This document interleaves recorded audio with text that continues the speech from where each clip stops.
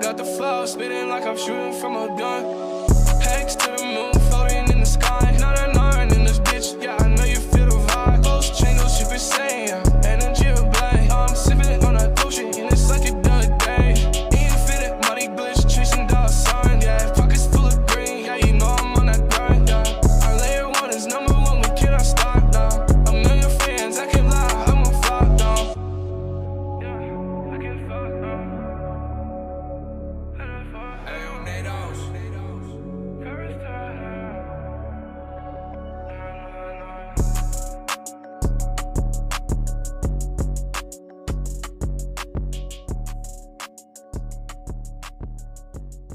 What the hex is you guys talking about?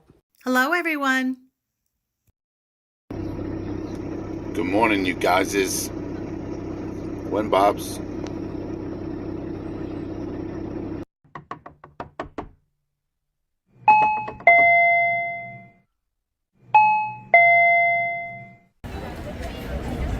I'm ready for this fucking bull run to move. Now move! Move! Okay, thank you. That was the worst thing I ever heard. It was terrible. It was horrendous. Har. Heart, mate. Heart.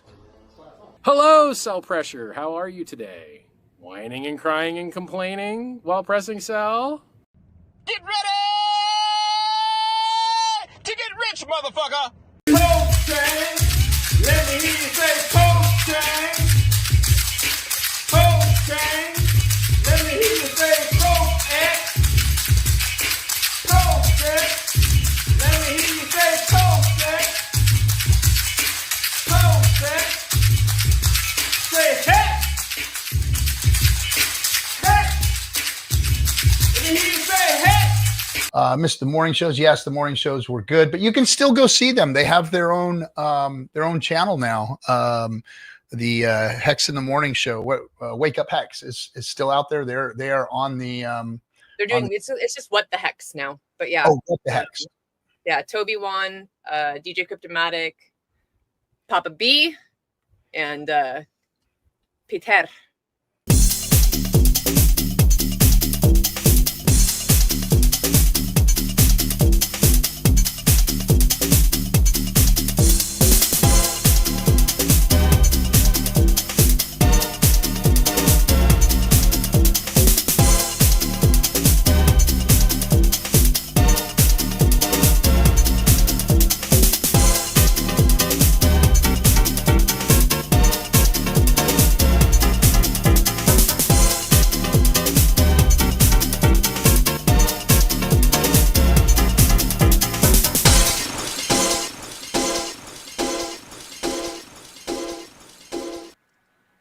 What the heck? What the hex? What the hex?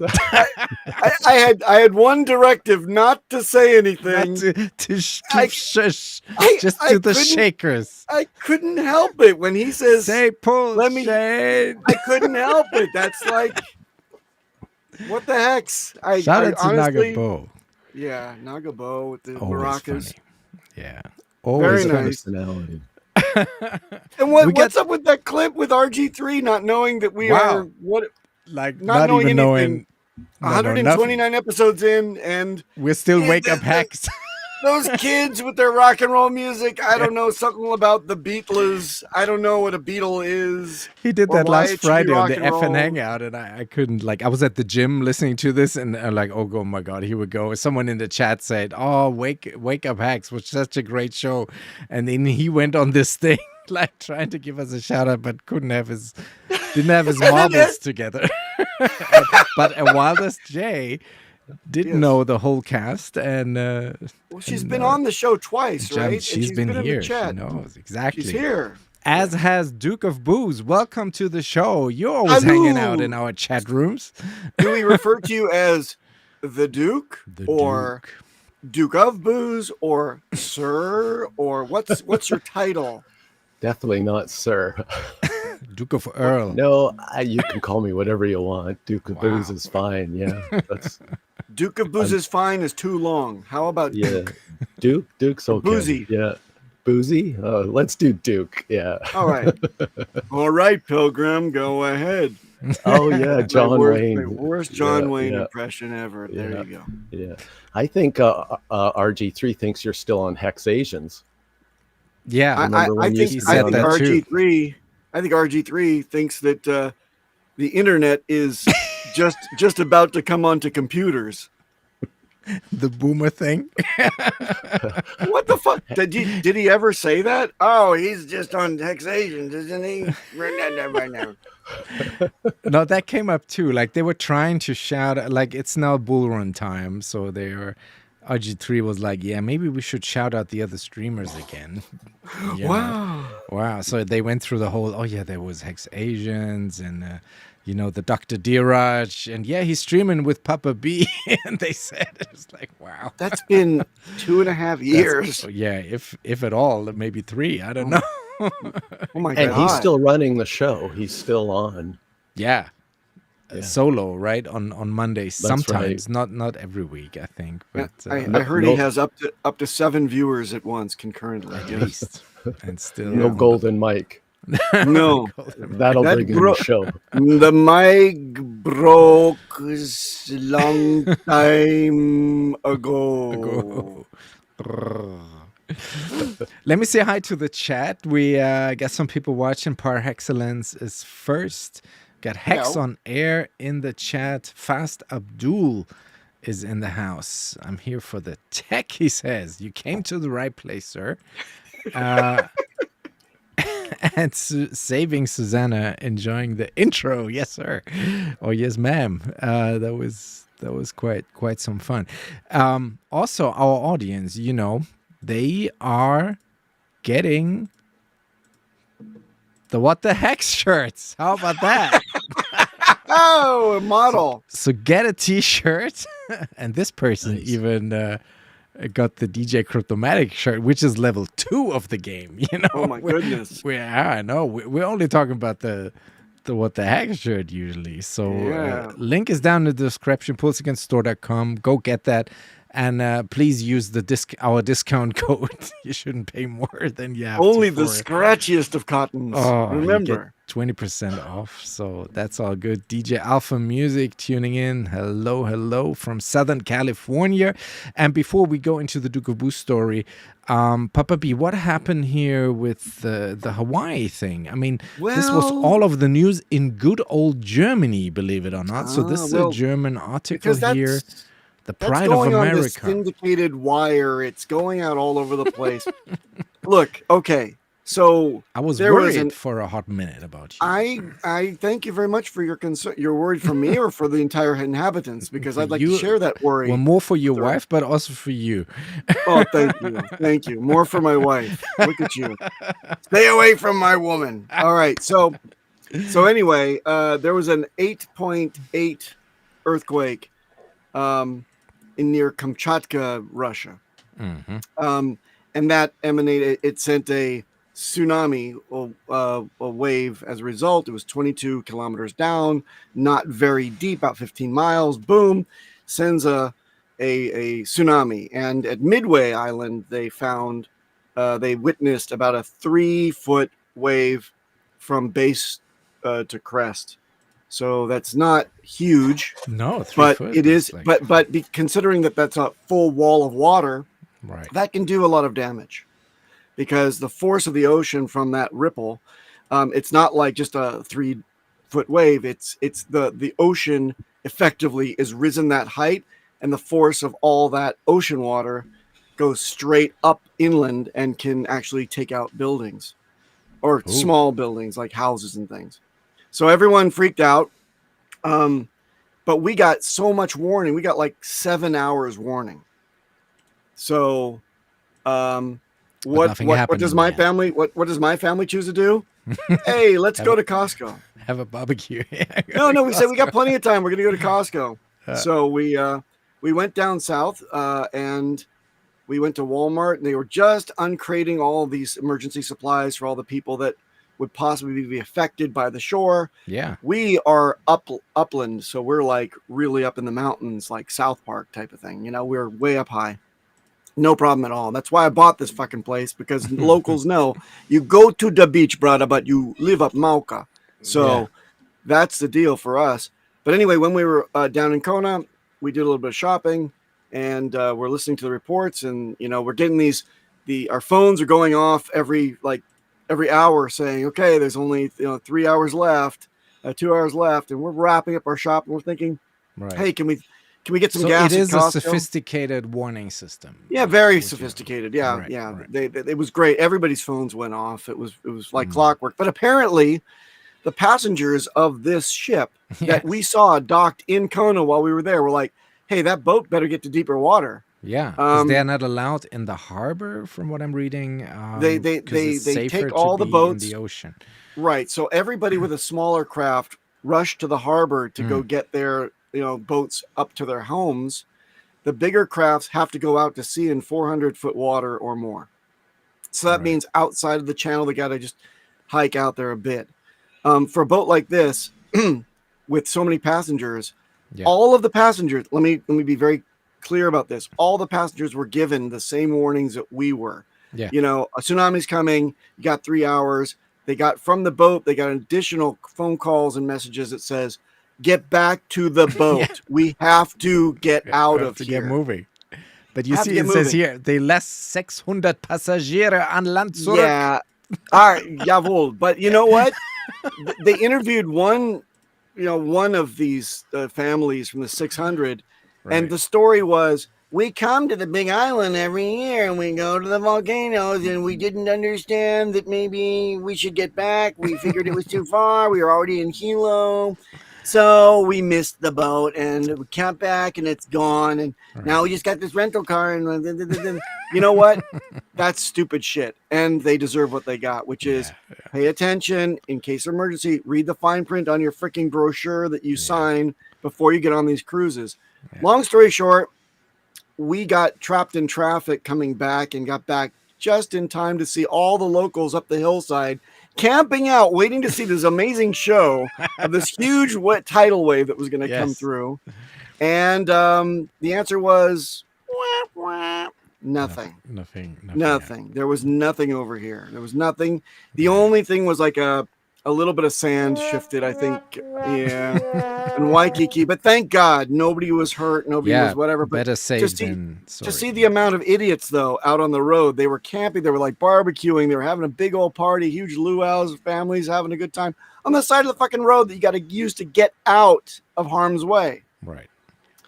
We got home and relaxed and watched that interview on CNN. The end. Thank you very much for all your concern, everybody. Yes. Yeah, very concerned. DukeOfBooze, you have tidal waves like that in the Great White North, close to the ice wall? Yeah, the whole west coast was under a warning, but yeah, I'm not near the water at the moment, so I'm okay.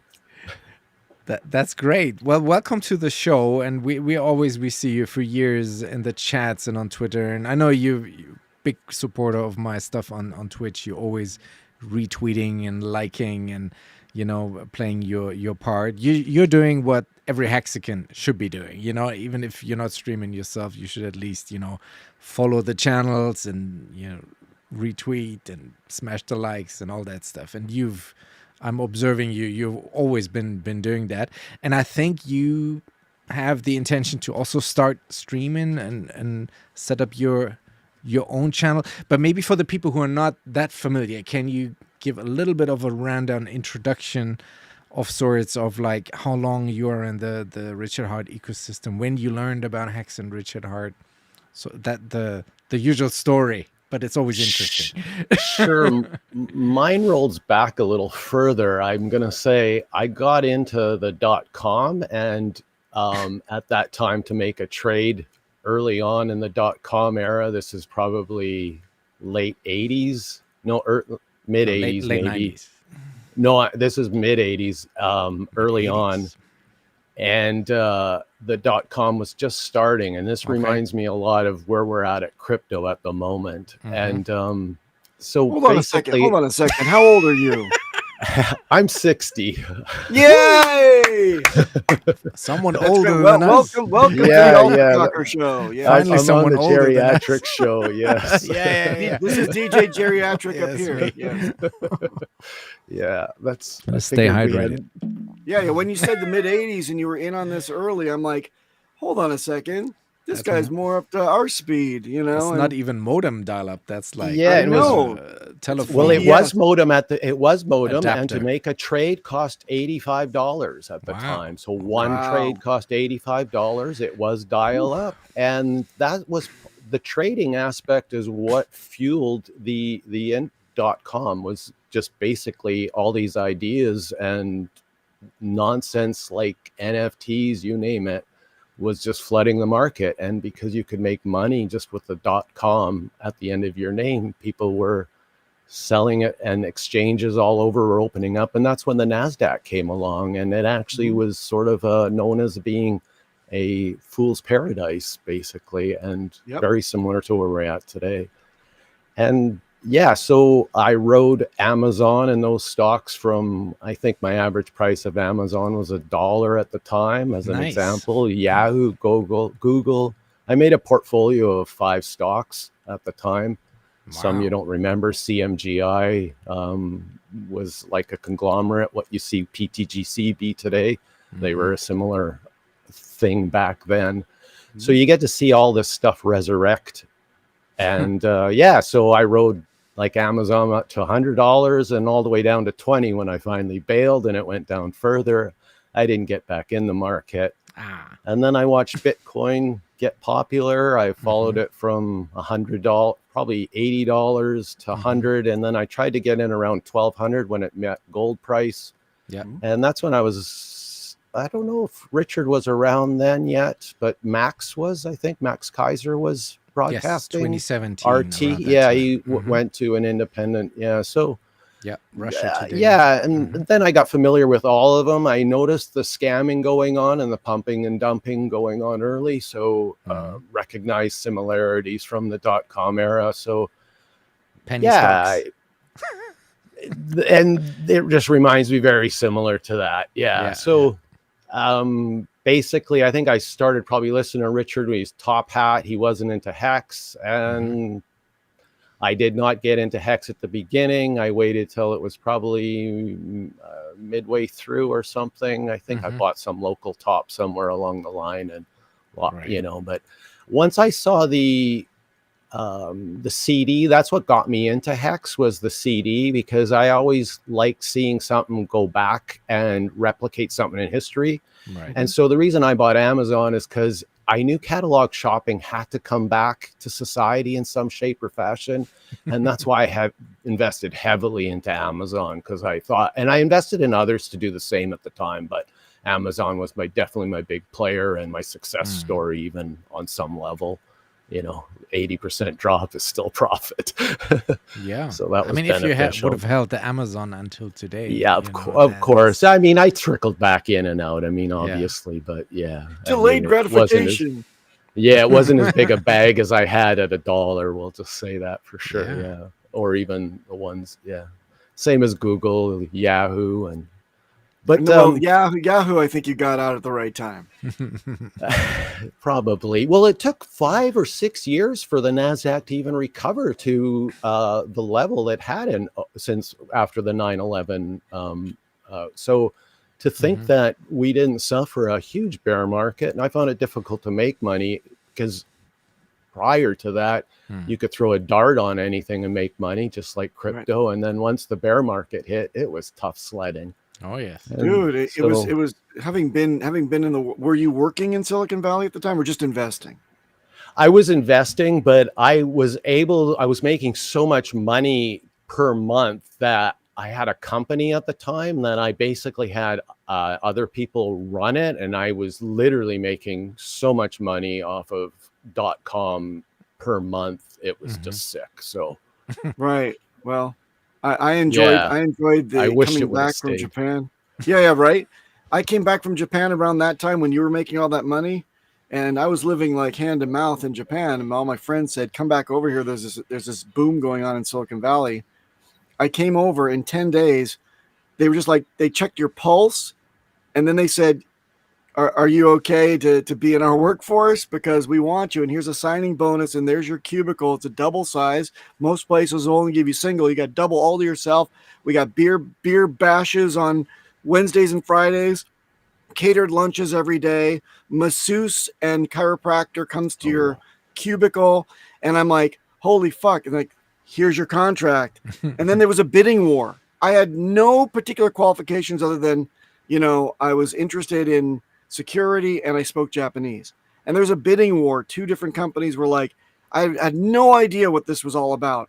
But I took this job, and little did I know that like 11 months later, it would be pink slip party and the whole thing would just pancake. Wow. Yeah. Well, I ended up having to sell my house, the whole works, and start all over. So that's how .com treated me. So totally. Okay, good. Well, we have a similar type of situation. Yeah, the rug got pulled out. And to hear that, though, because you actually took part and invested in Google and Amazon and all these things, and probably Microsoft when they came up. And because I'm also on the older end, not quite there, but close. So it's off the spectrum here. But I watched these things pass me by, and I never had the guts or the faith to actually get into the stock market. And then I saw in 2016, 17, crypto with Bitcoin go on a similar, like I saw the signs and I said, damn it, this time I will not be a bystander and get in and try to figure this out and invest. But that's very interesting to hear that you were there like really from the get-go with this stuff. But have you then worked in finance, or as Baba B said, in just tech and building websites? No, I never worked in tech at all. I actually am a serial entrepreneur. I've owned multiple restaurants in the past. I own this quite a large sign company for a while. We mass produced neon and made loads of national or international contracts like Scott Schwinn. So running businesses and it's been sort of my well, the last couple I sold, but some of them you have this huge honeymoon and adrenaline, and like everything you get rolling, and then all of a sudden you become entrenched and you make these mistakes. Sometimes you should sell earlier, sometimes it's your identity, so you hang on to it. And I think that's the big key, is you got to remember that everything external is not your identity. You've got to be able to read signs. So what are these signs that you're reading now to translate that into this thing of ours, now that you're a veteran? How do you read those tea leaves in our community now when we're on the cusp of greatness, is what most of the community thinks, myself included? What do you make of it? And what made you stick around? Yes, both things. Well, the CD thing is what made me stick around, because as a child, when we were young, we went to the bank and you got compound interest. So as soon as I saw crypto implement, like I said, the first mover in an industry that repeats something from the past, then I jump at it.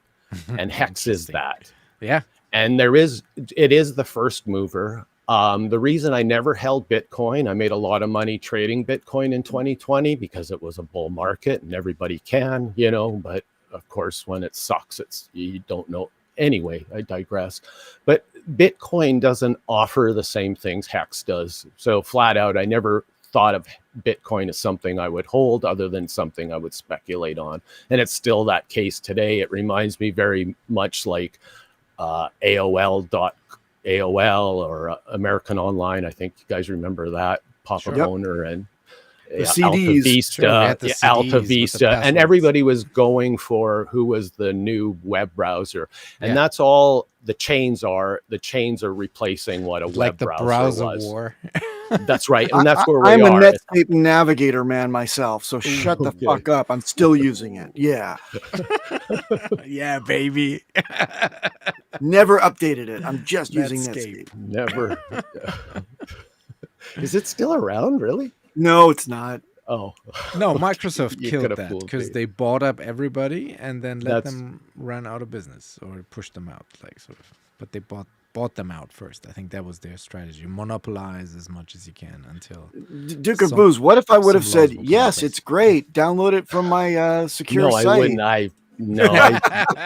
I went to Linux stuff years ago, and then I switched to Apple about 15 years ago. So I'm okay with using Google Chrome and as Right my on. browser, or Brave at times. I guess it's great on my phone. I like Brave on my phone. Here's the most important question. What kind of hardware wallet do you use? I'm Trezor. My first one was a Nano, Okay, and enough. honestly, the Nano had so many different connection issues that Easy, we can be friends now. We're friends. yeah. He's cool. He can stay. He can stay. I don't like bad tech.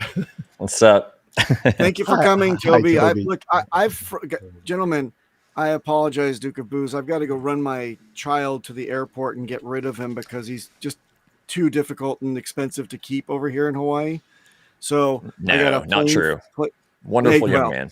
And my wonderful young man has to go fly out to Japan, and then he's coming back to a homestay in the States. So it's a big moment, a big goodbye. I got to take him to the airport right now. I family front loaded first. all of my talking. So thank you very much for your patience. And I look forward to listening while on the road. Gentlemen, Yes.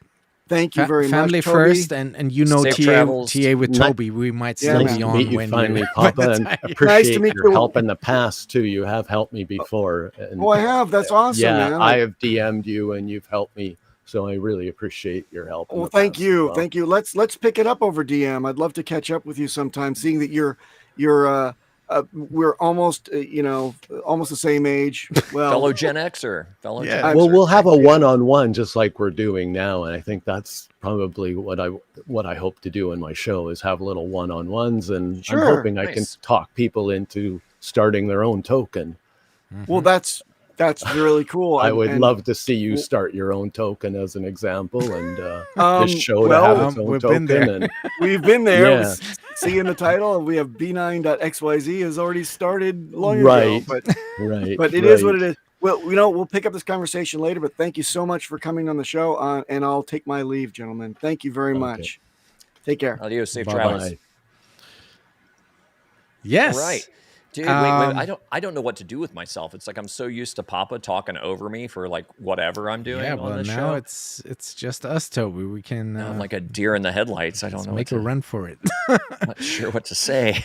But the other question, Duke of Booze, was like, where do you see us now? Like you said, the browser wars is a good comparison with all the L1 blockchains. But what makes you excited still after all this time about Richard Hart, and what do you think is happening right now with also the crazy tweet that he put out this past weekend with the monkey and the Yeti, and it's go time basically? So what is your view on the current state Hey, before of he the goes Pulsechain forward, ecosystem? Yeah. before he goes forward with his view, I'm very curious because I was listening in. A lot of times I can't catch the early part of the show because I have obligations with my family, but I was able to listen, and it was really interesting because it's like I feel like your story was very similar to mine. You've got me by a few years. I think I'm the oldest of the crew here. I've got Papa, I think, by a year, and I think DJ's the youngin of the group. No, Peter But is. Peter's the youngest, yeah, of I'm course. But you know, of the Contrary Gen to Xers. popular opinion, I'm same age as Papa B. Oh, are you? Okay, Nobody right on. believes that, but it's I know. really I always true. thought Papa was older than me, and then I I found out he know. was a year younger. I'm like, what the fuck? But I was around during the .com days, and I remember Netscape and Cisco systems and like all that stuff, and those were exciting times. And I also had a big bag of Amazon that I fumbled. So hearing you tell that. I was day trading at the time. I ended up basically wrecking myself from day trading. I was doing back in those times, they would throw credit cards at college students for no reason. I had like $25,000 credit limit cards, just totally unsecured debt. Like, here you go, college student. This seems like a good idea. And then me being me, I was using that, getting cash advances, as well as my little portfolio to bolster it even further, and then taking that and using margin against it. So I was like leverage on leverage, going bonkers. Had some margin calls, had some issues, but that's a story for another time. Maybe if you want to hash this out, I can. If you want a guest on your show, I'd be happy to come talk about all this stuff. But Sure. but I was We curious did similar about, things. Yeah, I yeah. accumulated probably at one point $750,000 on credit card. Yeah, for sure. Oh yeah, yep. Oops. Yeah, I for feel sure, you. for sure. I But feel you. And I made money on a lot of stuff because I still use the principal. I invest and I yank out my principal, and then if I'm going to put it back in, it's usually for a short run of some sort. Yep. You can usually time a market, and I can see that you're unbiased sort of charter, so that actually I like your style for that, because you can't be biased and you can't hope for something, otherwise you're screwed when it comes to charting, and that's key. Oh yeah. Well, and with charting especially, it's like there's so much confirmation bias that can slip in because you want it. Obviously, you want it to go to in a particular way. You know, when I was swing trading and day trading stocks back in the day, it's like it was a little bit different.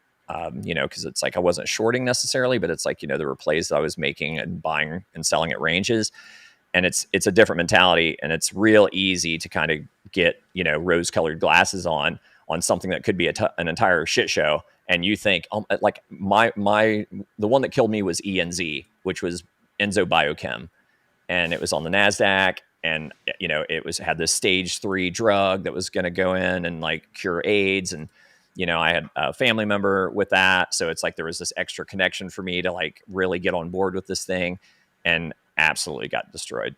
But yeah, live and learn. But we can cross those bridges later. But it was interesting to hear, you know, the Netscape, the browser wars, like all that stuff. It's so nice to have someone of that era that knows that history and how it's so similar to what we are seeing now. You're absolutely right with that. Absolutely. So it's yeah.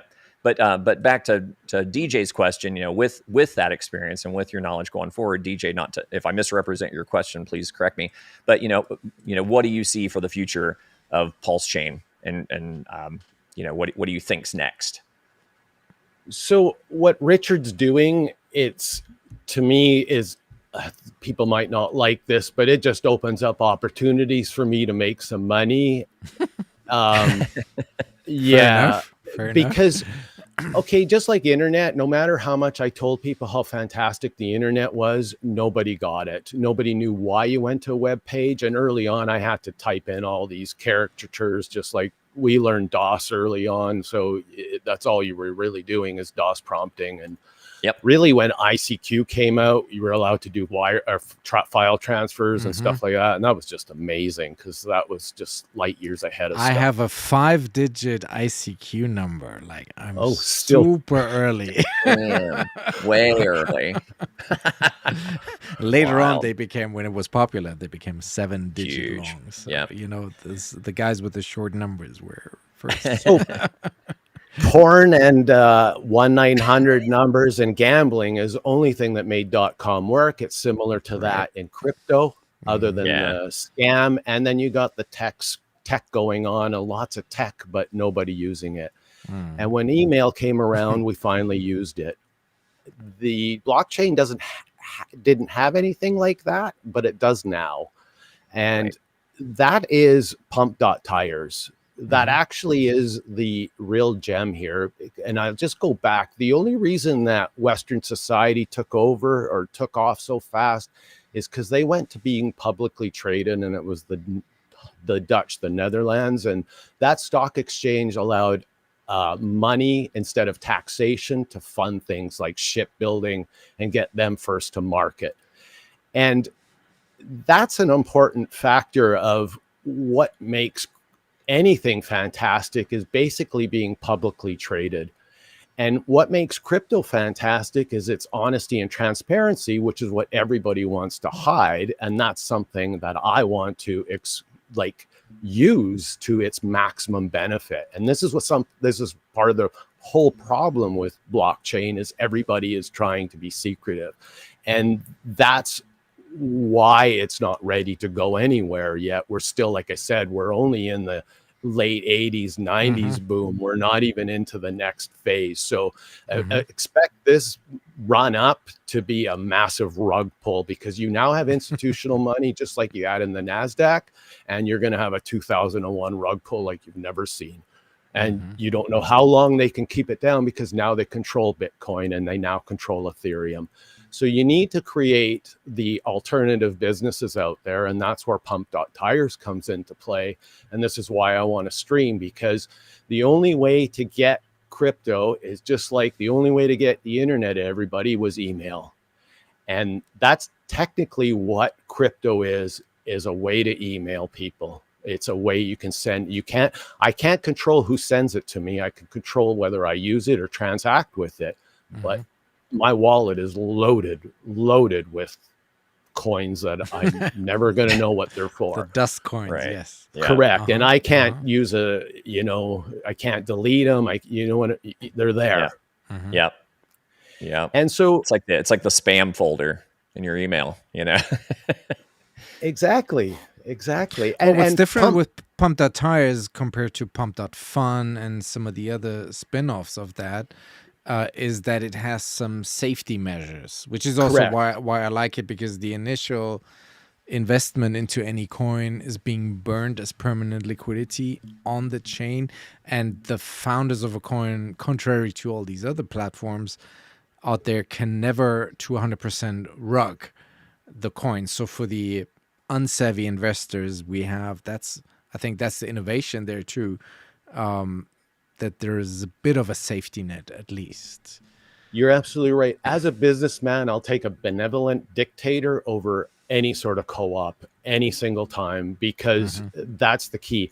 And so let me explain the difference so when you start Pump.tires, you can buy 80% of your supply right away. If Elon Musk, I think when he went public, he only ended up with 30% of his shares. So understand the power of control. And Pump.tires allows everybody to make themselves a digital online business. And that's key. And you're instantly publicly traded, and nobody else and you get liquidity pairing, you get bonding. So you could create your token like a mutual fund. You have so many opportunities. If you think you're such a great trader, you can use your token as a generating income and using it as a piggy bank, a storage facility. There's so many uses for a crypto token as a digital representation of your identity. And if you're an X identity or a YouTuber, musician, Pump.tires is an opportunity, and Pulsechain is the best ecosystem to build on. And it's affordable right now. I think for less than 10 grand US, or maybe 12 or 15, I'm not exactly sure, you could own your 80% of supply. Right. And ever since the Pump.tires launched, Pulsechain, this chart here, is in fact performing deflationary. So it's burning more coins thanks to the PulseX buy and burns than is being issued by the validators. So that is also all connected to Pump.tires, really. So that's another plus. Yeah, the burning of the token. If you drop the meme token that you got in late, you don't have first mover advantage. If you create your own token and you actually buy it instead of your meme token, if you just do it for that sake alone, including the slippage, because unless you sell everything all at once, but if you want to pull money out, you can pair with USD. If anybody buys, if you use it, let me give an example. What the HEX, if they created their own token instead of YouTube? No. I know. If you only knew, Duke. It's just funny because we're talking about this for weeks in our private chats. But continue. Let me explain. But this is the part of the problem: is everyone has that persona, right? You have that persona. Oh, I'm creating a token. What I'm doing. So let me say, you three create What the Hex, or four of you. You guys create What the Hex. Yes. Hey, Papa, are you listening? Is Papa B still here? This is interesting. I spend probably, not during the bull run, but right now I probably spend still about $1,200 to $1,500 a month on super chats to various places, and you name it, wherever I go. Yeah. So roughly $100 a month, and obviously during the boom time showing off, there's that, but let's just ignore that. This is reality. Yeah, I know. And this is reality. So if you created a what the hex token, told nobody to buy it, because right now if I send you a super chat, I think YouTube takes 30%, right? Yes, Sounds and about I right. have to pay 30, another 40. 19% tax on top of that. Okay, so I'm in you lose Germany. half. You lose half before About you half, even see yeah. it. Yeah, Right. about half. Yeah. And you're at their mercy. So if it was relying on their income, you're at their mercy. You want to say anything, you're at their mercy. And crypto is all about none of that. Yes. You want to be in your own hands. No So if you middleman. created your own digital identity, if you were to get canned by YouTube or whatever, by you having access to your wallets, you could prove who you are. That's number one, part of the transparency issue. And instead of selling your token, you say, hey, don't buy my token as an investment because we're living off of it, but buy it as a donation, just like you would your super chat. And I'd have no problem giving you $5 or $10. And guess what? I get to keep that as a souvenir. Yes. So the more popular I make you, and you don't start selling your token and it goes up in value, Yeah. I became an early founder and shared that. And I know that when I'm in the music world a lot, and I know that the music industry, everyone's looking for new talent, and Yeah. we're always looking for new talent. So this is a way for a person that sees your show and says, hey, I want to support them. And if you've paired it with US dollars, you could easily take some money out on the other end. And in the meantime, every time somebody buys, you're never going to go down in price. And because I'm looking at it as a donation. Now you entered merch into the category and you go, hey, if you buy merch with my what the hex token, you get 20% off. So all of a sudden, instead of me sending you a credit card, I'm going to go buy your token off the market, which you're paired with USD, and you're making Get a money. T-shirt. And you get 20% off. Encourages people to buy. Nice. So there's so many Model. ways to use a token as a business aspect. And Yes. so that's what I want to share with people is, Yes. hey, don't look at this. This is something everybody should do. You should have one for the show. You should have one for individuality. I don't want to give Twitch my money and I don't want to give YouTube my money, but I want to give you my money. Yeah. And to think that I can have a piece of the pie by donating. And if you become a bigger streamer, look how big your last show was on Twitch. I think you Yeah, it had was 500 crazy. viewers 500 just on live X. was unbelievable. Yeah, it was really going through the roof on Tuesday. My point. And so if I just say, hey, if you said, Yeah. hey, why don't you guys see how many go buy $2 worth of my token? Right. Which is not why I'm doing it, though. I'm doing the show not to push me or promote me. But This that's is not all- pushing you. This is all Th- for Hex and for educating the others community. to do Always that. has been. You know, I had my DJ fame in the 90s. Like, I don't need this again, but I'm using my Duke- talent that I still have to promote the products here. That's Duke, that's what that is. number one, you're But you're you're right. awakening you're awakening the monster. Yes, because big- DJ was the guy really leaning into this idea. Papa and I both were like, dude, no, because here's the problem. And we can talk about in the green room. Actually, I hope you stick around because I've got some questions about the music industry stuff. I've got some close friends that are in the music industry and have kind of picked my brain about how blockchain could benefit them, and I really don't know. So please stick around in the green room after the show if you got a few minutes. but we can talk more about that. Plus, we're limited on time. I got to start the TA stuff here shortly. But number one, you're kind of creating a monster. Number two, I don't think your idea is bad necessarily, because it's like, I get it. Where we're coming from, where Papa and I in particular, we're kind of pushing back against DJ on the idea, is because people don't understand, and because the vast majority of coins that have come out there have been rug pulls and have been extraction from the community. It destroys your online persona, right? It destroys your credibility online to the community. So like, one of the things that I pride myself in is that I've never taken a donation. Anything that has come my way, it's passed on to others. I've gifted hundreds of thousands of hex. At the highs, it was hundreds of thousands of dollars that I had gifted, to people for onboarding efforts and friends and family, and you name it. Random people on Twitter, even, when the things are good, tons of money out. Stakes. Super chat, highest of stakes. Don't even want to know how much money I lost on that, but all in an effort to kind of like help move the community and move the ball forward. Yes. And then I think that's where, the people that do have respect for me, it's maintained, because they see like my integrity is such that I've never done anything that would indicate that I'm extracting in any way.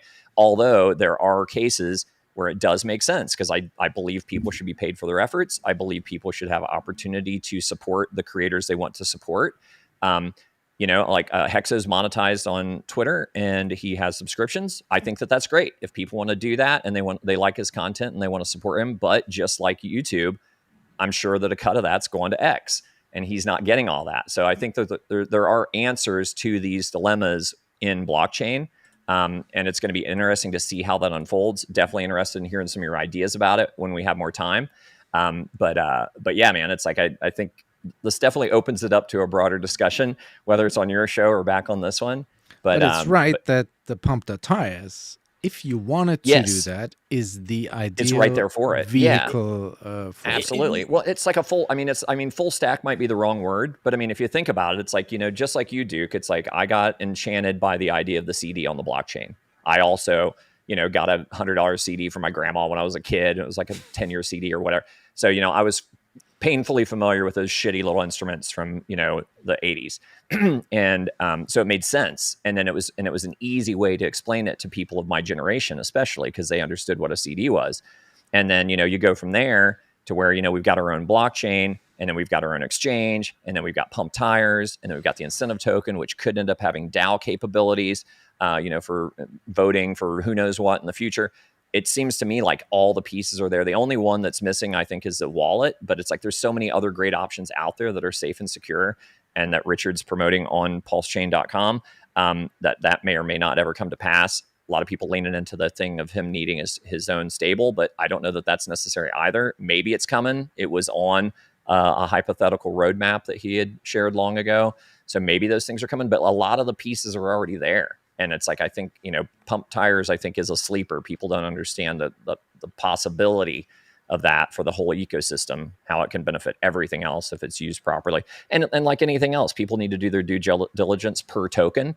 You know, if you're going to invest in something, do your due diligence, you know, find out who the founder is, see if they're public, you know, are they anonymous? Have they been involved in other sketchy token projects? But Duke, the channel that you're planning to launch, will that then center around this idea of basically encouraging people to launch coins on there? Helped others in that situation, and since Pump.tires onboarded more money than probably since 2021, and I've got business people in, because every business person that I've got involved, and I said, hey, you're publicly traded, you have first mover advantage.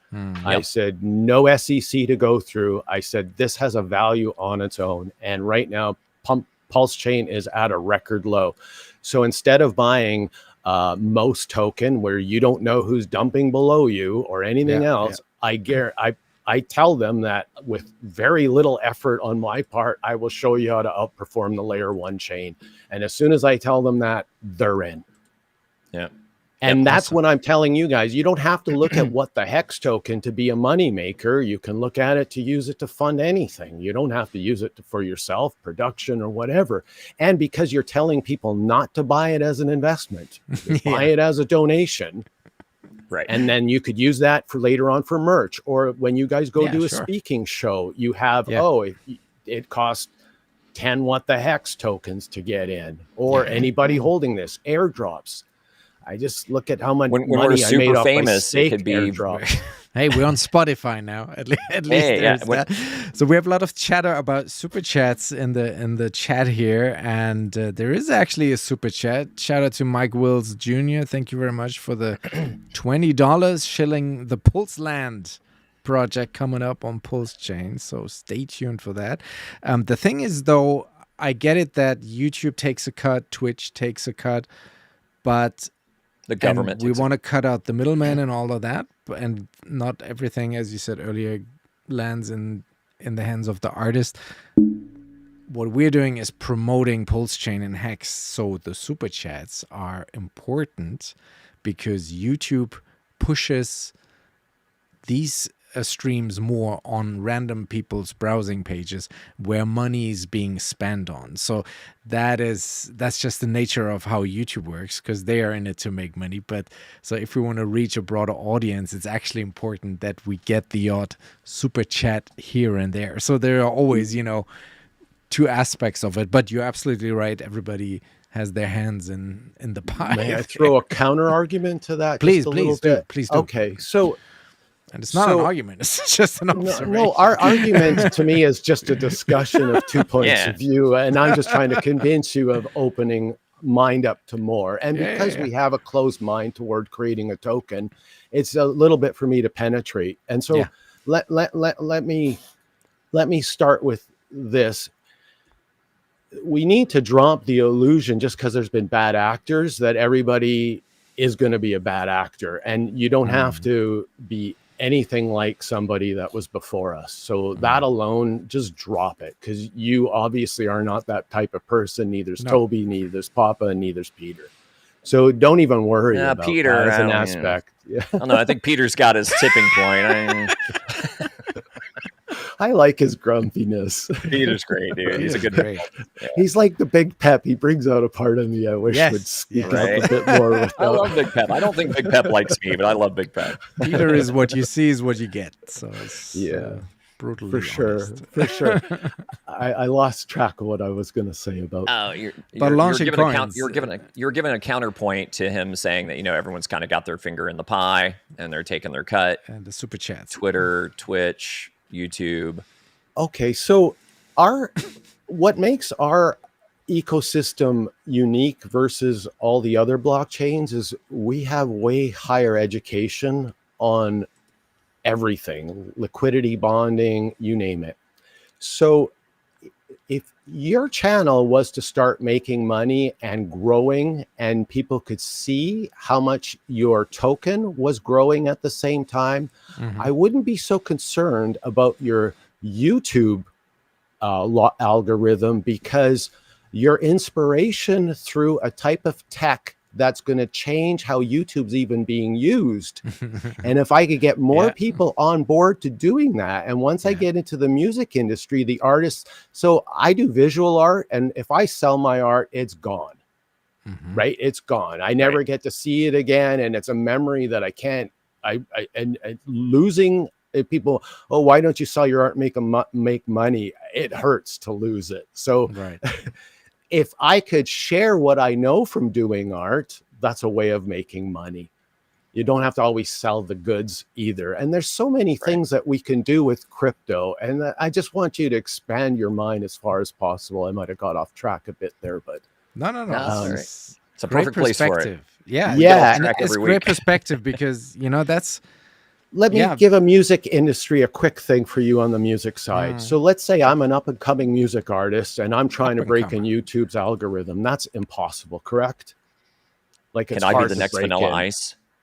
Yeah, Like, you have- exactly. You have to You're invest. trying, You have to buy paid views got the and paid bars. followers, and then but if you created your own token on Pump.tires and you yeah. controlled 80% of it, yeah, and then now you went to your website, instead of selling your music or doing whatever, you could airdrop, you could do so many things to get it into hands of people. Yeah. And and then you could do a live show where it only cost you 10 of your tokens to actually come watch the live show. And then they do more X broadcasts or whatever it is like that.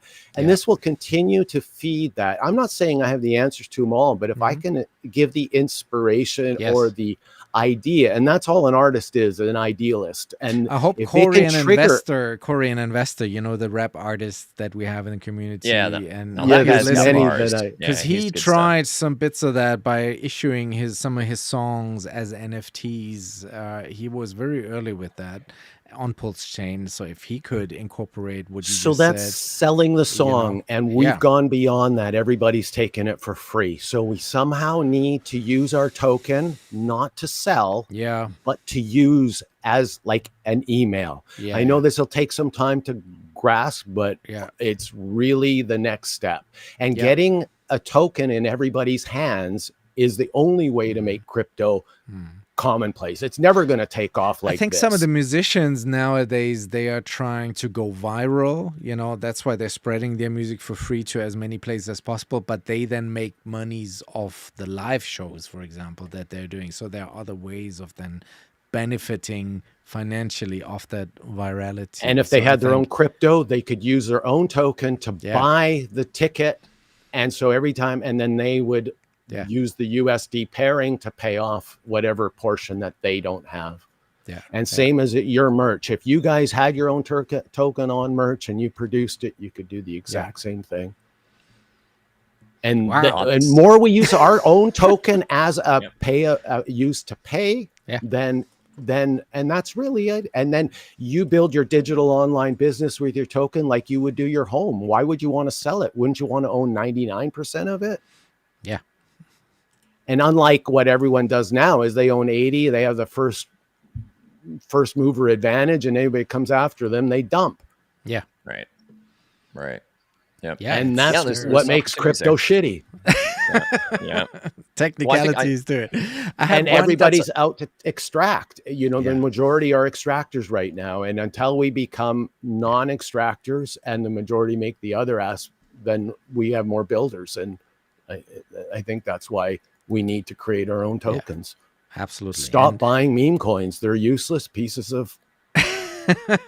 And your channel will feature some of these good projects then going forward. So that's going to be very interesting. I'm hoping to talk people into it. Yeah, of course. So what is do you have the YouTube channel already set up? No, I don't even know if I'm going to do YouTube. I'm hoping okay. either to get on other shows or do something like this. And I foster along the idea like I have to you three. I want you to create your own token. You're going to burn Pulsechain. It benefits the community. Yeah. I want you guys to create your own token because you can show stability. I don't know if you're familiar with the TFC token that's out there. I was just going to bring it up, how that was they the best have their example thing. I've seen of it. Yeah. They have this totally figured out from the tokenomics they're not the only one. I've got a handful of people into tokens and they've done the exact same thing.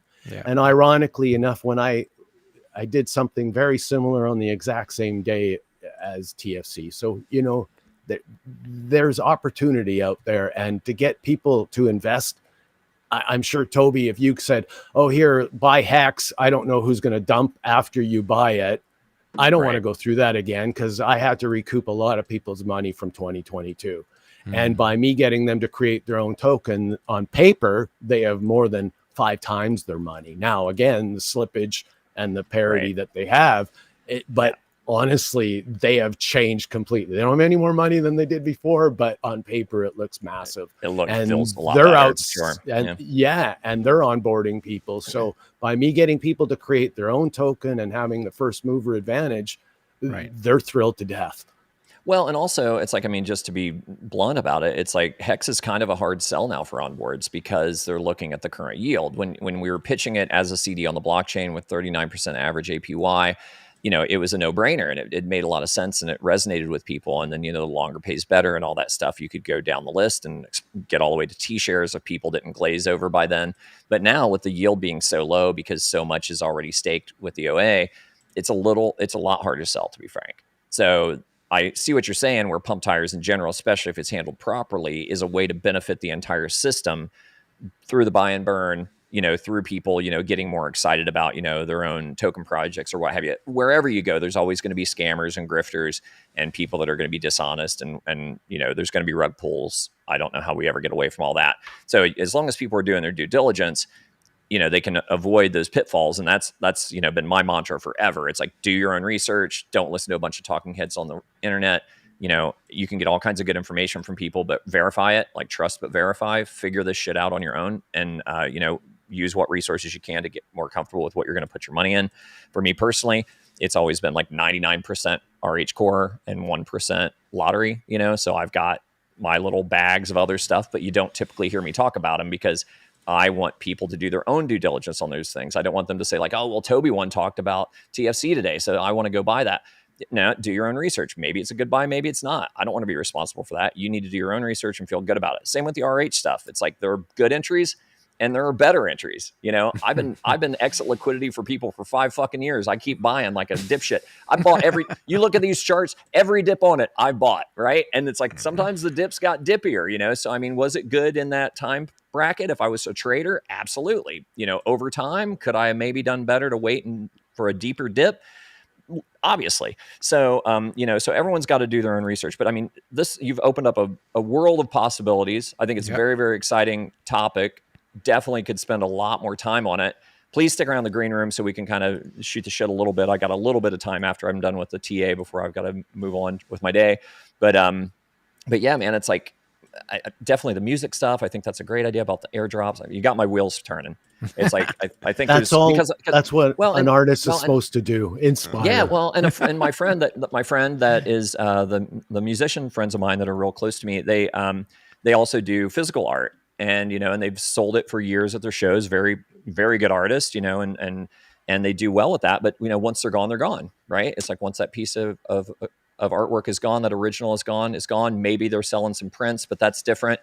But because my thinking back a few years back was like, well, hey, you could do the NFT thing, and then they could have the physical copy, but they also have an NFT. And then if they want to sell the NFT, then you're getting a percentage of that every time it changes hands. But man, that's a microcosm of a microcosm, and that's what made it difficult because especially if you're an indie artist out there and you don't have a big following, and then all of a sudden you're going to ostracize part of your current following by saying, hey, now you got to do stuff on the blockchain. And they're like, blockchain? What the fuck's that? And then you lose that much more of your audience. So it's like it's almost like starting from scratch to build this other vehicle to get your art, whether it's music or physical art or digital art out there. But yeah, I mean, I think the opportunities are a myriad of things. And with AI and ChatGPT and Grok and other tools are out there, it's just going to get, I think, more exciting as time goes on. And we're definitely at the early to just kind of like full circle back to the beginning of your talk. It's just like the Netscape wars, right? The browser wars. We're that early and people don't realize. And it's like, and to be fair, I agree also that I think we're going to have some interesting price movement in this bull market. Yeah. And I think people are not going to be ready for the blood when it comes. It will come though. It's going to come. And it's like, and do we get another 80% drawdown on Bitcoin? Yeah. I mean, if history's any indicator, maybe. Is it different now because of the institutional holders? Maybe. I don't know. But, it's, in my opinion, there's a lot more upside on other things. Yeah. And RH ecosystem is the one that we obviously focus on here in the show. And I'm happy that you have been a guest and a viewer, and I'm happy to see that you've been inspired, hopefully in some small part by us, to go do your own show. I will definitely subscribe wherever you're at, and would love to come on and talk about all this stuff because before we go to the charts, yes. Let's do a transition. We got a new joke from Finbear, who also just wandered into the chat room here. So let's do this. You guys, I don't get it. I just recently heard from Papa Boner that you're supposed to change your password from time to time. But goddammit, isn't that just the same word? Yeah. Oh, Finbear, God love him. My carnivore friend.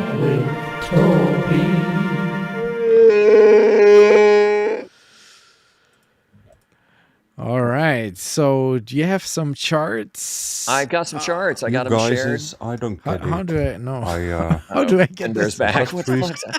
What happened? Finbear's back. Jesus. Damn restream. Remove. Hang in there, Duke. I swear it'll get better. Sorry. This is okay. Now we're here. Here are we. Because we have a green week. It's amazing. Pulsechain is running. We're doing 20% upwards trajectory every day up until today in Hex. We had big and that was as expected. Yeah, we talked about that a little bit last week. We've been, when you get those big crazy moves up like that, it's actually healthy for things to cool off, and people are going to try to take advantage of those situations. Whales are going to do what they do with their whale games. I don't know if Duke participated in any of this stuff when he was trading back in the day.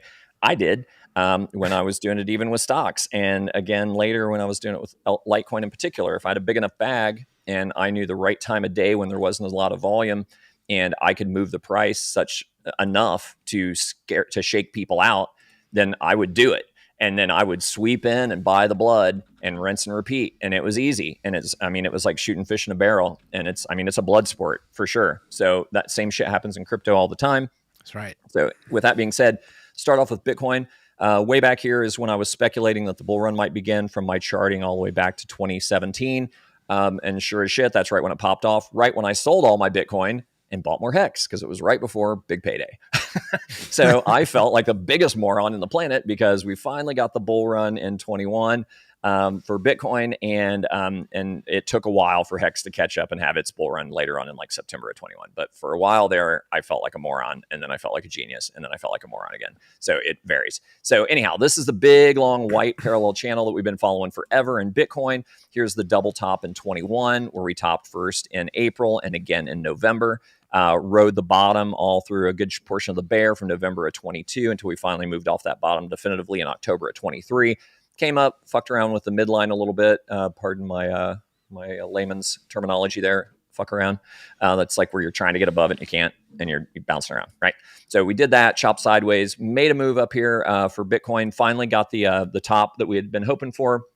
After it was confirmed that the Trump administration was confirmed and he was crypto bullish. So there, December 19th, we got a peak and right up to the top of that white channel that's been going on all the way back to 2012. Try it out yourself. It's not on log. Crucify me. But I'm telling you, the chart has worked. So all my other ones I do on log, but this one I don't, just so you know. And then we got another little run up after a cooling off period. We had another little run up at the inauguration, which we called. Said, hey, likely to go up here and test again. Maybe it'll be enough to go through. Did not. Rejected again. Started forming this yellow parallel channel that looked to be like possibly a bull flag. And then we had a big bear trap here for about a month almost. Made the full measured move with a breakdown of the channel. And then we finally broke out. It wasn't too long ago. We finally broke above the white channel. This is the first time that we've been above that white channel in a long, ever, quite frankly, and stayed there and had daily closes above it. And we've had a considerable number of them. So what we were looking at is in the bigger yellow channel, we had a measured move of that bull flag. And we've been calling this for months now. 156 for Bitcoin would be the full measured move of that breakout. Now, do we get over exuberance and maybe rush up to 200K, 250 beyond? Possibly. But what I'm seeing with the TA is we're looking at a run up to that, possibly Q4 of this year. Get up to 156 and we'll see. Right now we're in a pretty substantial cooling off period, just this sideways chop. We broke out here of the white channel July 10th. Had a nice wick up here to the wick high of 123 about. And then we've just chopped sideways and consolidated. Could this be another bull flag, like a smaller one right here in white? Possibly from that move. And then if we're doing that and taking that on up, depending on what breaks out, the measured move of that smaller bull flag gets us up to 134. So that could be kind of a half step to the 156 target. We'll see how it goes. If not, then, just the measured move of that, it would put us up about 123 to 124, which is back to test this wick high. So that would make sense as well. The big thing is we don't want to go back in. We've wicked below twice here. These are daily candles. And then back here on July 25th, and again, just barely on the 30th, we wicked below and back into that big white channel. We'll get rid of this small one for now because I don't think it's relevant. Pardon me for a moment. Yeah, it's going sideways till the next leg up. It's going sideways till the next leg up, and Bitcoin and we're getting support. We're getting support along here. So I think this is all very bullish. What you want to watch for is if we have a definitive breakdown here below this, then you could see a bear trap, in my opinion, maybe down to the 55 EMA around $112,000, $113,000 Bitcoin. If we get a really, really bad one, maybe down to 108. But I think that that's highly unlikely unless there's some big black swan event. So moving on to Hex, Hex. Richard's firstborn, his favorite, in my opinion. How are you today? His secret favorite child, the first token that he put out there. This shows our chart all the way back. This is EHEX. That's yeah, what I no, said, there's right? no sell pressure there. That's on the other one. No, not on this All one. the JITs are gone on the Ethereum side. Yeah, pretty much. I mean, there's BankX there, but it's BankX. It's tiny. It's tiny. It's a sneeze. So it is. I mean, they're like the vast majority of their shit they've dumped already. So it's like they're only on the EHEX side. So I wouldn't even worry about them. If that's the biggest threat, then we're good. But this chart pattern, this big channel started right around the time that we were doing the Pulsechain sacrifice. And that's where we got these bottom touches. Came up here to all-time high in September that we're all aware of. Hex got up to around 54 cents, 52, 54, somewhere in there. Worked our way down. Nice little retracement here. That was a great dip to buy if you were ready to sell on the next retest, which was up here at 38 cents. And then we slowly worked our way sideways. Much like Bitcoin, we fucked around at the midline. Came up here, tried to run up and bounce above it again. Couldn't sustain it. This was back in March of 23, around the time of Richard's death tweet, if I'm not mistaken. Does that sound right? Not quite. That was not quite. That was May. There it That is. was the year after. Was it May 24? Was it here? Oh, it was March of 24. That's right. Here, March 24. So I don't know what the hell happened here. I think, because March of 23 was the launch of Pulschain. Was the launch of Pulsechain, and then after that, I mean that I don't know, but whatever. We fell down here. Sorry, I'm fading. And we followed the bottom of the channel from August of 23 until October of 23, and started to make our move back up, a real definitive move here. Fought the midline again, try to get above the midline. Now here it is. Here's the death tweet from Richard in March. Dumped down, but then we confirmed this channel even more because we never substantially went below it or stayed there. For any daily closes. So we just rode that down, slowly been working our way back up. That's what we've been watching for a while now. If we zoom in a little closer, we've had this long orange channel inside the white channel, bouncing off of it multiple times, tops and bottoms. As we went down here, this dashed white line is the midline of the larger white channel. So we had a nice rejection off of that and support. Again, we went through it, but closed above it here. And then we started breaking out of the orange channel about a week or two ago, right? Yeah, 2 weeks ago. So the measured move of the orange channel gets us above the white channel. That puts us up to about 5.5 cents. We are moving up in a new channel that I just kind of laid in there yesterday, I believe, when I was looking at this. And right now we are below it. We've got, 2 or 3 hours until the daily close. So it'll be interesting to see if we close below that. And this is a sign of a breakdown. If it was, say it with me, if we're going to move, it is the height of the channel, right? The girth. So if we move the girth, it's about the girth. So basically, if we break down from here, interestingly enough, it takes us right down here to the 100 EMA, just through the 21, not quite to the 55. It would be a breakdown to about the 002 if we did the full measured move down. Yeah, I don't know that that's happening. We'll find out. Hopefully, we can close back in this white channel and confirm that it's a real thing. Maybe it's not. Maybe there's not enough data points here to really confirm. We got 1, 2, 3, 4, 5 touches. I mean, that's pretty good typically to verify a pattern. It's just a little disconcerting that we're below it at this moment. So we'll see if this could be a little bear trap, some whale games going on. Don't know, but I would feel a lot better about this if we closed above 0025 on the day. If we close above that, then this channel continues to rock, and then we just get up here against this 200 simple moving average, and then try to get back to the top of this channel, which would put us up about 003. Ultimately, the whole goal of any of this is to march toward the top of our big white channel. And if we can get broken out of that, let's say it happens sometime in, I don't know, September. September sounds reasonable because that's when, or let's say mid-August, because September is when we had our top 4 years ago. So let's say we get the breakout there. The measured move of that white channel takes us up to around 6.5 cents. So Triplet Dad told me yesterday that this is the target for the Bank X to sell. It's 2 zeros and a 4. So that is apparently what they have as a limit order. So works for me, dude. Works for me. So they've got some sell pressure in there. So that's going to be up around. Yeah, I mean, not a bad spot to have it. It's up toward the top of the channel, so that it'd be expected to have some resistance there anyhow, and it looks like they might be trying to front run it. That's one. So maybe these guys aren't as stupid as I think they are. They're just thieves. Okay, moving on. So we go to Hex, P-Hex, as some like to call it, the new improved, if you will, version of E-Hex on Pulsechain. We've been in this descending white channel for quite a long time now. We bounced off the top, wicked off the bottom, top, midline, finally curved up in the last, about a week ago? 10 days ago, we had the breakout. Full measured move of the breakout of that white channel would take us to about 2.2 pennies. Didn't quite get there on the first initial push. This is really bullish that we didn't pull back immediately and retest the top of the channel. We just went. So I think this is a little cooling off period. It would be really interesting. Interject. I'm sorry. I found one of the whales who's responsible for this pullback today, and you can see here, he literally sold on a double. He bought down here.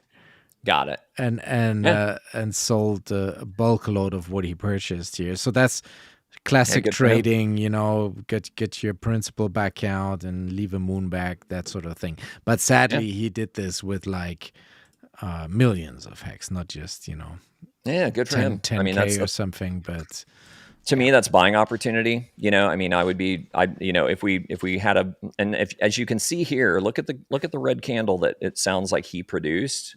Yeah. And see the wick back up. Definitely, yeah, that's him. Well, he was selling. He wasn't buying, right? So what happened? Market dumping. So he market dumped it. It went down here. So the market bought it back up. It could have been him from another wallet. It could have been Whale Games where he tried to shake people out and then he bought his bag back right there and wicked it right back up.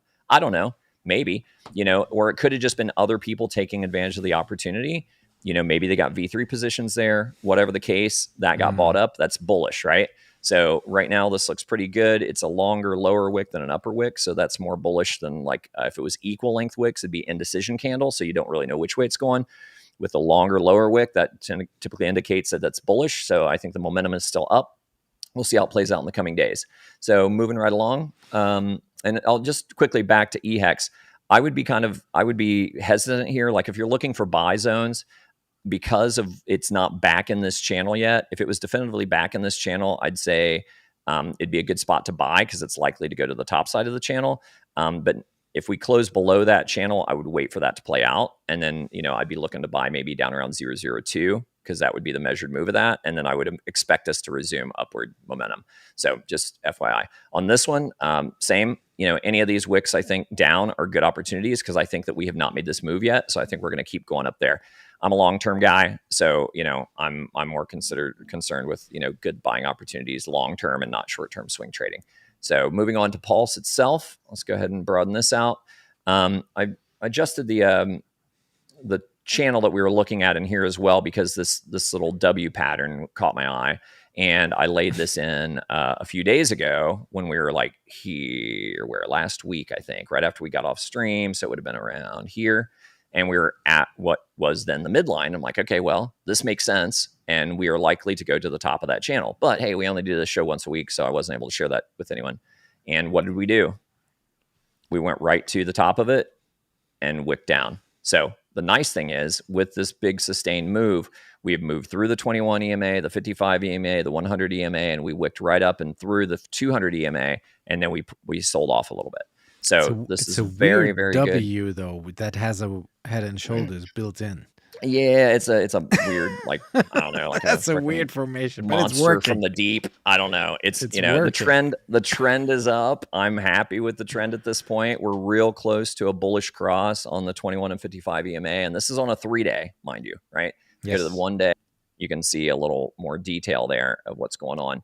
Do you have a month chart of Pulse? Because July should be a fat green candle. We can do monthly on this. Zoom this out. It's like it's going to kind of throw my lines off a little bit, maybe. Yeah. But no, not too bad. Not too bad. But yeah, right there, you can see the channels. So basically, you know, we've done the full breadth of that channel. That's good. In the July candle, right? So we'll see. And plus, like today's it, right? Today's the last day of the month. So if we can close, we should definitely close green. I mean, it would be fucking catastrophic if somehow we did not close green for the month. But yeah, this looks really bullish to me, and this is all indications to me that we're going to keep on moving up to the top of its orange channel. If we can do that same time, like if this one I kind of had the time frame moved out a little bit, but let's say it moves sometime in end of August, beginning of September, and it just goes parabolic over the next 2 months and we get the breakout, the measured move of that takes us up to about 7.5, 8 times sack. So, you know, I think a lot of people would be happy with that. And then also, as I posted in my sometimes snarky way on X, I'm like, I'm above my sack rate, math wizards, because people always say sack rate 0.001. Yeah, I've seen I your don't know tweet, anybody. Like, good for you, bro. I'm not. Yeah, but good for everybody. There's no, dude, not even you. There is nobody I know. There's nobody I know that sack. Well, maybe a little, but you didn't. Your sack rate wasn't 0.001. Nobody's was. Nobody. I wasn't in a pool. I was solo sacking. You didn't have to. My mom was solo, bro, and she got way better than that rate. Only by my lonesome. Yeah. My mom and my sister came in later and were not in a pool, and they ended up way better than that. And I wasn't in a pool. I did only a small portion in one of the pools that were out there. I just did my own shit. But point being, 3 zeros and a 1 is like an arbitrary number in my opinion. So everybody needs to relax, the boo birds out there. All right.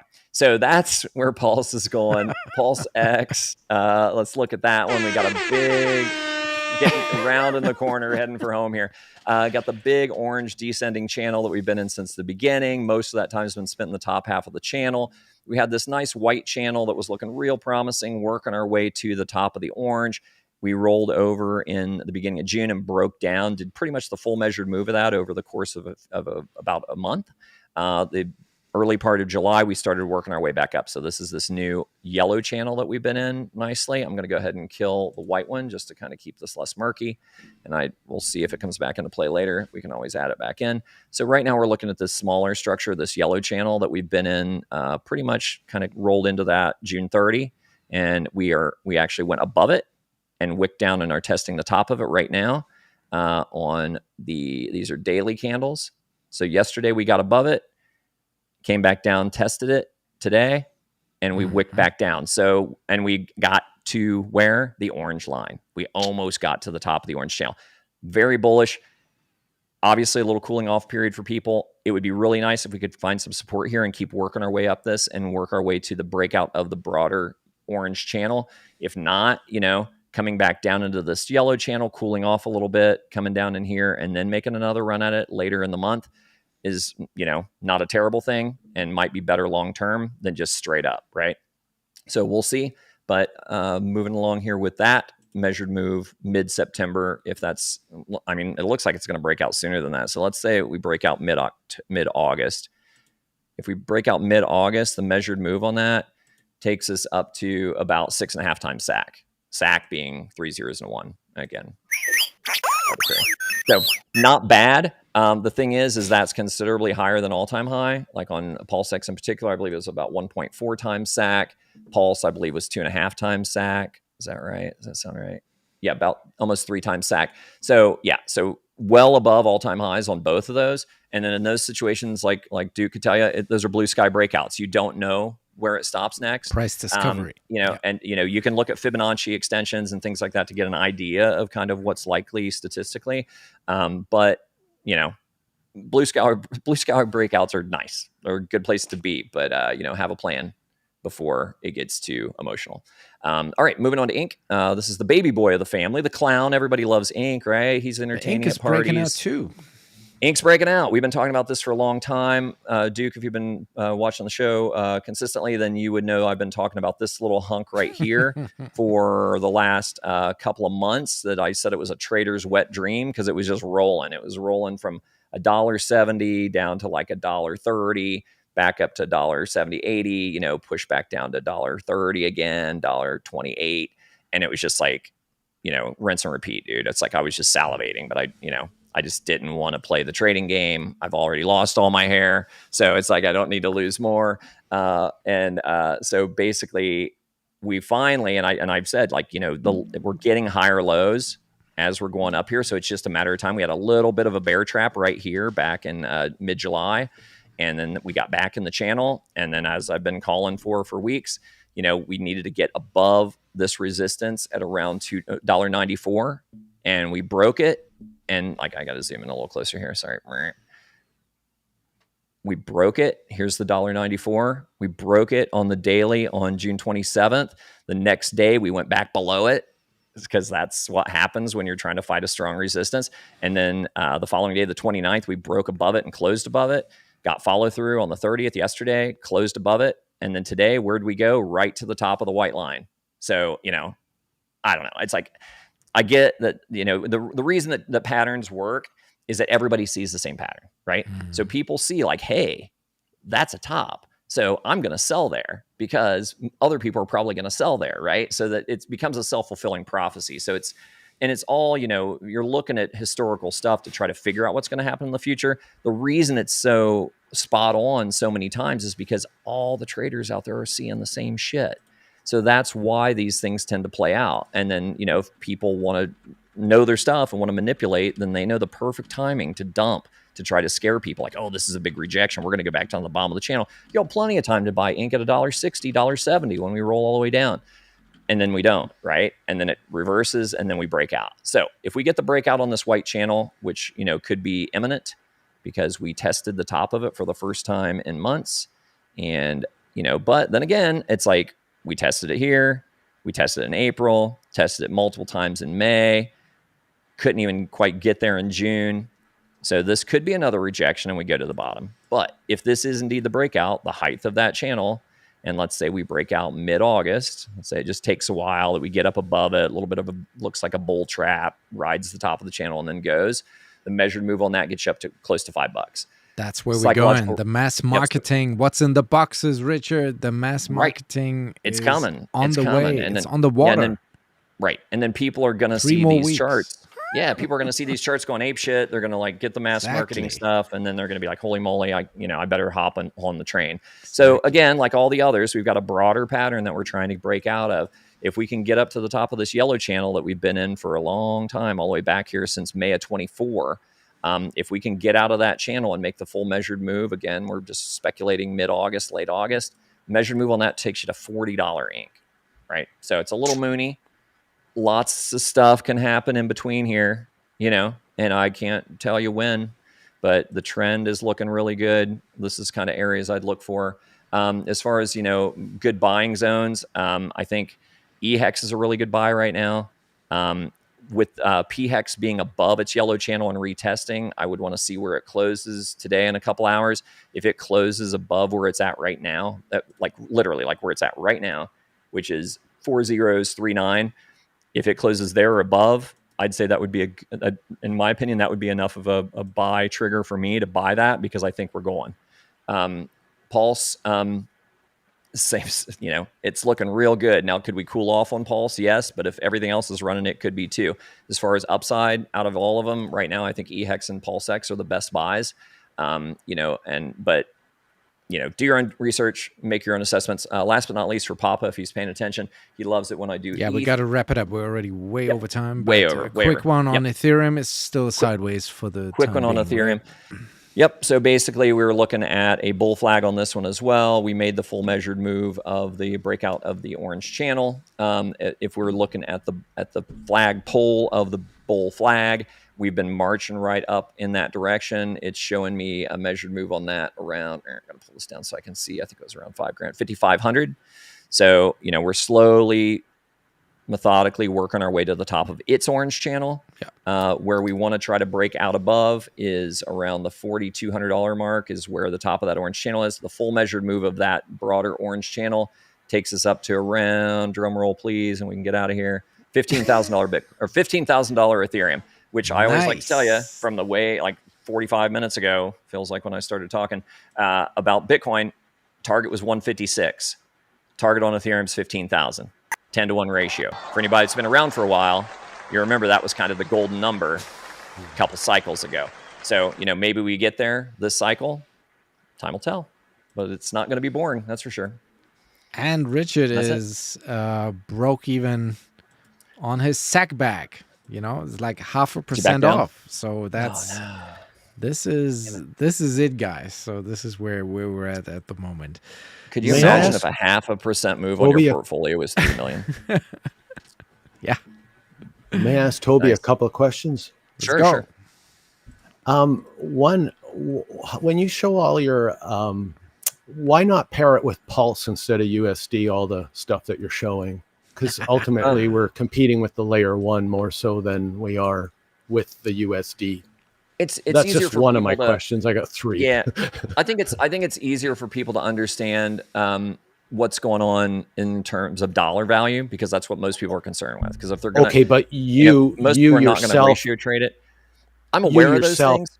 But you just trade it as all I'm accumulating is as much Pulse or as much Ethereum as possible. The other tokens are way down the list. I don't even I don't ink at all. It was a dump token for me when I'm farming, and I bought it at $1.20, and honestly, if it reaches, I got my principal out, it reaches $5, I'll be dumping and then putting it into Pulse, and my money all goes back into Pulse. My Pulse bag continues to become as massive as possible. Now, it doesn't mean I'm going to outperform everything, but when we're retracting, I usually get to carry much more home than the others, because of the low liquidity and the most of the other tokens, and you understand.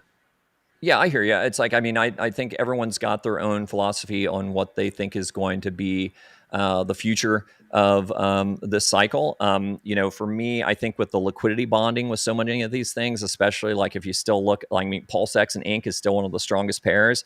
So I think, as goes PulseX, so goes Ink. Whether you think it's a dump token or not, I think it's going to get pulled up with it. Pulse is paired with everything. I mean, that's usually some of the thickest liquidity is with Pulse itself. The reason I do the dollars is because that's typically what people want to see. It's like if I started looking at ratio trading between the different RH core tokens, I'm going to lose 85% of the audience. So it's like I just try to keep it real simple. I look at some of those things, but also I'm personally not ratio trading. I'm looking at like how are these performing against the dollar? Because at the end of the day, if I'm going to take profit, unfortunately at this point in my life, it'll probably be into stables. And, am I going to totally exit? If I had a crystal ball and knew exactly when the all-time high was, would I sell everything? No, because I think that there's opportunity long-term. There's tax consequences. Do I need all that money right now? There's so many factors that go into like when you exit a position. And long-term, I think that this stuff's sustainable, but I would definitely be looking hopefully to take at least my principal off the table this bull. And then I'm staked out for 15 years. So some of it's out of my hands. It's, there's not an option. But I'm earning a good rate. So I'm not too disappointed with that. Here's the other question. Now you, like myself, have more than 30 years of charting inside of you. So you've seen all kinds of patterns. And myself, I usually delete all my lines. And I read Blink many years ago after hundreds or thousands of hours That's into a great charting. book, man. I need to read that one I again. realized that my instinct was better than my charting. I only used my charting after my instinct was ready to make the call. And that's why I always use a blank chart with step lines. I don't even use candlesticks. I use step lines to give me an idea as to where we're going. And I think people need to simplify what their goal is. Are you competing with US dollars? Are you competing with Pulsechain? If you've got too many, like you said, if you study any charting, the reason half of the stuff comes true is we're all studying the same thing. And the elites that are pulling the triggers, because if you create your own token, you realize how little bearing charting has when the creators of the token are deciding they need to get rid of somebody or they're accumulating. And that's when you get left behind or dumped on heavy. And doesn't matter whether you had 80% accuracy on your trades, that 20%, if you didn't position yourself properly, you've lost it all. Oh yeah, and people can paint charts. If you have enough of the supply and the liquidity is such that you can, make the chart go where you want it to go. You can make the patterns look kind of how you want them to look. Until it gets so big and there's so many players involved, it becomes more organic. Right. But earlier on, dude, it's like that's what I see so many times. Even now, with some think of these what you could do with what the hex chart. By you guys painting? No, I'm serious. By you guys painting it. Yeah, I mean, thanks. We'll talk. I'm glad I just bring it all back, and I'm never going to stop pestering every human being to create. Hey, I get it. I appreciate the conviction. I don't necessarily see that in my future, but that doesn't mean never. I mean, who knows? We'll see how it all plays out. But that's the charts, boys. That's Bitcoin is the king of them all. We'll see if it can stay above this. The top of its white channel and keep moving its way up. I think ultimately it shoots its shot. I think it's not going to be entirely different from previous cycles. I think Bitcoin's going to have to make another run before Ethereum makes another leg up. Ethereum made up a lot of ground in the last month. I think Bitcoin's going to have to make another push before we get Ethereum closer to 5K. So I'd be looking for that. And then, of course, Pulsechain is just a multiplier on whatever Ethereum's doing. So I think, exciting times are ahead for sure. That's right. So Wookie is already complaining. We're going overtime. We got to wrap it up. But Duke, you're making friends and fans already. So Ray Mono says, Duke of Booze, what a great guest. You have to come back to the show. So you see, it's all coming together. And again, thank you for joining today. We have 180 people watching live right now. Please follow up. Hit the likes, all that good stuff. Super chats. buy a T-shirt. And none of this shit goes to me. Just so you know, it's like it all we're goes not to even DJ. making money on the T-shirt. DJ's still net negative, no matter what super chats, it's T-shirts, whatever. supporting- The guy is coming out of pocket to keep this thing running every month. The good part is, the bad part is I'm not making anything.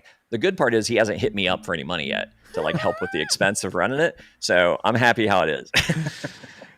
That's right. DukeOfBooze, where can people follow you, find you if they would like to get in touch or follow up with what you have going on? What's the best X is place? my platform. You're on the X? Yeah.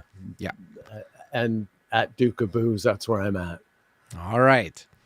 Okay, everybody, thanks for watching. I guess it's an outro, DukeOfBooze. You've been a great sport. Thank you for coming on. Very Thanks refreshing. for having me. Oh, yeah. No. Thank you for coming on and streaming with fun. us. Let's do it again. Very refreshing to hear your perspective, which for all these years we've seen you around in the chats, but we've never heard of you. So that was very, very good. Thanks everybody for watching. We see you guys on the next one. I had tons of stuff prepared on the Richard Hart Museum, which actually existed for a couple of months in the city of Copenhagen in Denmark, and I had some pictures. I went on a bit of a treasure hunt, actually found the building where it was in, but we're not getting to that today. So we're going to move that, keep the suspense going to next week's show. So you guys have to come back if you want to. We did mention Denmark, though, today. We did Yes, mention Denmark and the Dutch stock exchange. So interesting. Just back to that point. Interesting. So yeah, Copenhagen. That's where this actually for a couple of months it was all there, and his Ferrari Roma inside. So that was a real thing, which none of us knew. So, but we're gonna show you what we can on that next week. It's an outro. We see you guys on the next one. Thanks for tuning in. Bye.